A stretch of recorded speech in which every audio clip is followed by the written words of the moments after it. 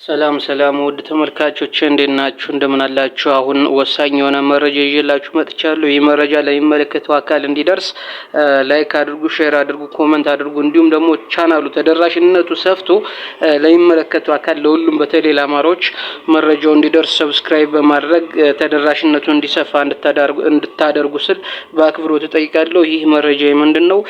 የብልጽግናው ኃይል አርኤፍኤች የሱዳኑን በሄሚቲ የሚመራውን ጦር እንደሚያሰለጥን እንግዲህ በሳተላይት ደቡብ ሱዳን መተከል አካባቢ ላይ እንደሚያሰለጥን ተደርሶበታል። አልጀዚራ፣ ቢቢሲ እና ሲኤንኤን ጨምሮ የዓለም ሚዲያዎች ተጽዕኖ ፈጣሪዎች ይህን መረጃ ሲያዞሩት ነበረ።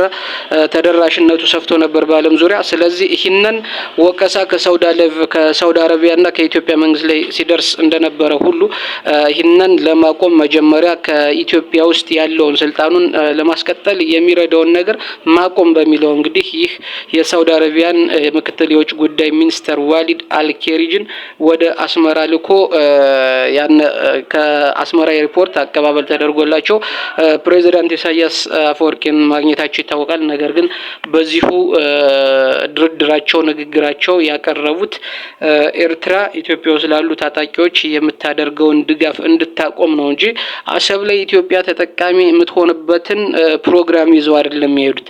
ስለዚህ ስንናገር ነበር፣ አሁንም እንነግራለን። አሰብ የሚባለው ኢትዮጵያን ከጦርነት ውስጥ ላለማውጣት ነው። ኢትዮጵያ ሰላም እንዳይኖራት ለማድረግ ነው እንጂ አሰብ ለኢትዮጵያ ታስቦ እንዳልሆነ ህዝቡም መገንዘብ አለበት። ብልጽግናው ኃይል አሰብን በተመለከተ የኢትዮጵያን አንድነትና ሉዓላዊነት በተመለከተ በተደጋጋሚ የህዝብን ቅስቀሳ ሲያደርግ ነበር።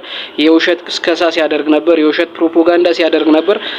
ይህም ተከትሎ እንግዲህ የዛሬ 2 ዓመት አካባቢ ከሶማሌ ጋር ከአመት በፊት ከሶማሊላንድ ጋር እንኳን ደስ አላችሁ ወደብ አግኝተናል የሚል የውሸት ደስታ ለህዝቡና በሚዲያው በማጮህ ህዝቡ ሲያደርስ እንደነበረ ይታወሳል። አሁን ከአንድ አመት ወደዚህ ደግሞ ከኤርትራ ጋር እንግዲህ አሰብ የኛ ነውና ታሪካዊ ግዛታችንን እናስመልሳለን በማለት የኢትዮጵያን ህዝብ በማታለል የአማራውን ትግል ለመጥረፍ ያደረገው እንቅስቃሴ ነበረ። ይህም በተመለከተ ከፍተኛ ትግል ከአማራው ገጥሞታል። ከተለያየ አቅጣጫ ገጥሞታል። ይህን የተረዳው አሰብን በግድ የኛ ነው ኤርትራን አጠፋለሁ፣ በአመት አንድ ኤርትራን እንወርዳለን፣ አንድ የኤርትራን ህዝብ እንተካለን፣ ኢትዮጵያ የሰው ኃይል ችግር የለባትም በማለት እንግዲህ ከፍተኛ የሆነ የሰው የጦርነት ጥማት እንዳለበት በራሱ አንደበት የገለጸበት ሁኔታ አለ። ይህም ተከትሎ እንግዲህ በዛን ሰዓት እኛ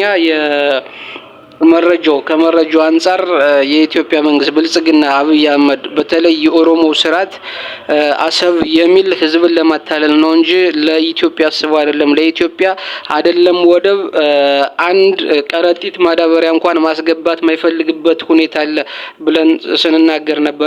በዚህ መሰረት ትላንትና ከሳውዲ አረቢያ የመጣው ከፍተኛ ባለስልጣን ይህ የሳውዲ አረቢያ የምክትል የውጭ ጉዳይ ሚኒስትር የሆነው ዋሊድ አልኬሪጅ ወደ አስመራ ተልኳል።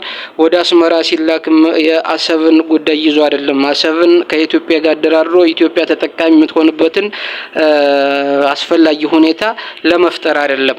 የድርድራቸው ንግግራቸው ያቀረቡት ኤርትራ ኢትዮጵያ ውስጥ ላሉ ታጣቂዎች የምታደርገውን ድጋፍ እንድታቆም ነው እንጂ አሰብ ላይ ኢትዮጵያ ተጠቃሚ የምትሆንበትን ፕሮግራም ይዘው አይደለም የሚሄዱት። ስለዚህ ስንናገር ነበር፣ አሁንም እንነግራለን። አሰብ የሚባለው ኢትዮጵያን ከጦርነት ውስጥ ላለማውጣት ነው። ኢትዮጵያ ሰላም እንዳይኖራት ለማድረግ ነው እንጂ አሰብ ለኢትዮጵያ ታስቦ እንዳልሆነ ህዝቡም መገንዘብ አለበት እንላለን። እስከዚህ ሰዓት ድረስ አብራችሁን ስለነበራችሁ እናመሰግናለን።